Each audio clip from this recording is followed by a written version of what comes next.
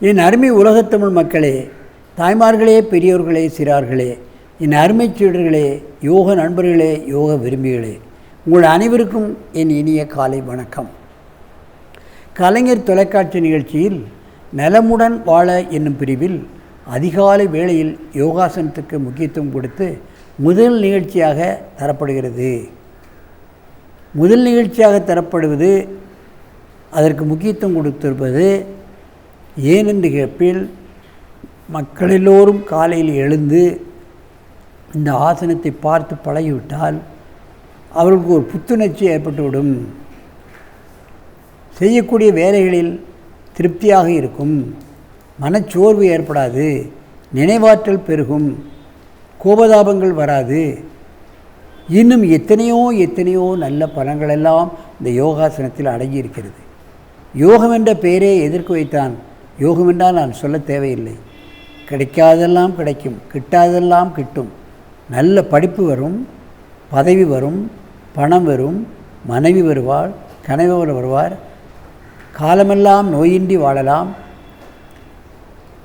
உடுக்க உடை, உண்ண உணவு, இருக்க இடம் கிடைக்கும். இவைகளெல்லாம் யோகாசனம் செய்பவர்களுக்கு நிச்சயமாக கிடைக்கும். அவர்களுடைய ஆயுள் அவர்களுடைய கையில். 85 வயதை நான் தாண்டி இருக்கின்றேன். கலைஞர் 96 வயதை தாண்டி இருக்கிறார்கள் என்றால் இந்த யோகாசனத்தை வைத்துத்தான். அவர்கள் சொல்கிறபடி நாங்கள் சாப்பிடுகிறோம், அவர்கள் சொல்கிறபடி நாங்கள் மூச்சு பயிற்சி பண்ணுகிறோம், முனிவர்கள் சொல்கிறபடி நாங்கள் சாப்பிடுகிறோம், ஆசனம் செய்கிறோம். நாங்கள் எங்கள் வயது தள்ளி போய்கொண்டே இருக்கின்றது. அதான் இதனுடைய ரகசியம். அந்த நிலையில் இன்றைக்கு வயோதிகர்களும் இந்த ஆசனம் செய்யலாம் என்பதை ஒரு சின்ன உதாரணத்தின் மூலமாக, அந்த வயோதிகர்களுக்கும் அவர்கள் என்ன நினைக்கிறார்கள், கொஞ்சம் வயதாகிவிட்டால் போய் சேர வேண்டியதானே என்று நினைக்கிறார்கள். அவருடைய அனுபவம் இந்த சமுதாயத்துக்கு கிடைக்காது, அவருடைய அனுபவம் அவருடைய குடும்பத்துக்கு கிடைக்காது. சீக்கிரம் போய்விட்டால் அனுபவம்தான் இன்றைக்கு தேவை. அந்த அனுபவம் மற்றவர்களுக்கு கிடைக்க வேண்டும் என்று சொன்னால் முதியவர்கள் மேலும் மேலும் 100 ஆண்டை தாண்டி 200 ஆண்டை தாண்டி வாழ வேண்டும். நமது முனிவர்களும் யோகிகளும் வாழ்ந்திருக்கிறார்கள் பல்லாயிரம் ஆண்டு. அவர்கள் நமக்கு சமுதாயத்திற்கு நிறைய தந்திருக்கிறார்கள். வானசாஸ்திரம், ரேகசாஸ்திரம், மருத்துவ நூல்கள், யோக நூல்கள், எத்தனை நூல்களை தந்திருக்கிறார்கள். திருக்குறள், திருமந்திரம் என்று.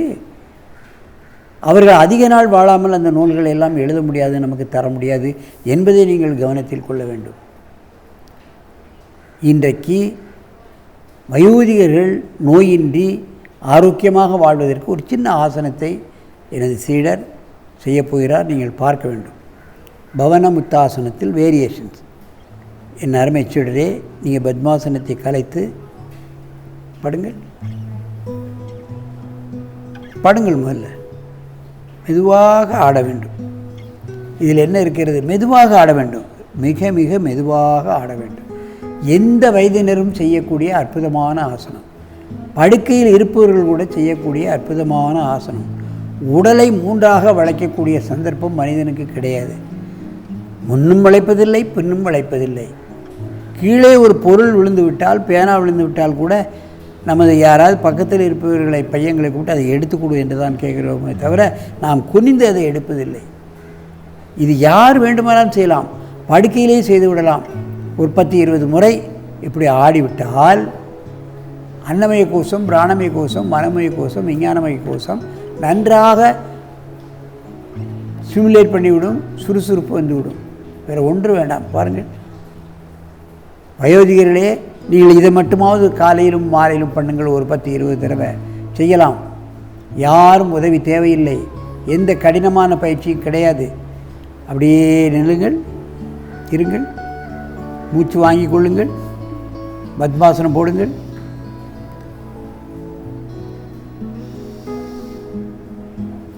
கொஞ்ச நாள் ஆகிவிட்டால் இப்படி பத்மாசனம் போட்டு கூட இந்த ஆசனத்தை செய்யலாம். பாருங்கள், பத்மாசனத்தை போட்டு இந்த ஆசனத்தை செய்ய போகிறார்கள். ஆடுங்கள்.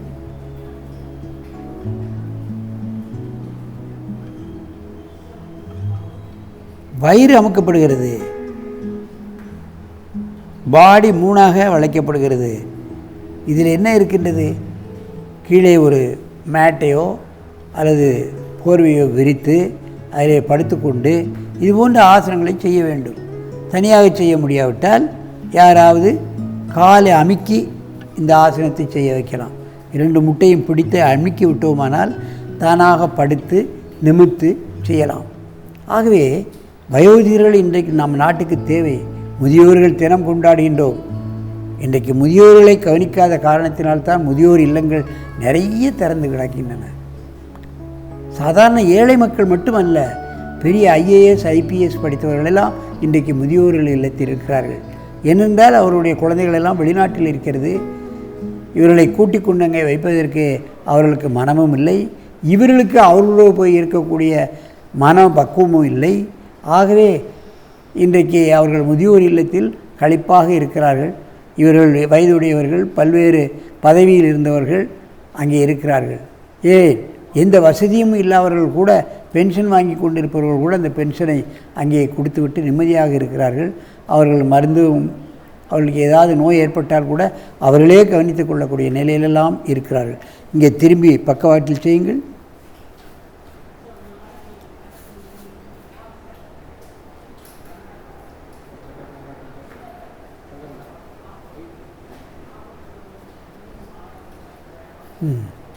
நேராக வந்து பத்மாசனத்தில் அமருங்கள். அப்படியே திரும்புங்கள். என் அருமை பெரியோர்களே, தாய்மார்களே, எல்லோருக்கும், எந்த வயதினருக்கும் செய்யக்கூடிய ஆசனங்கள் நிறைய இருக்கின்றன.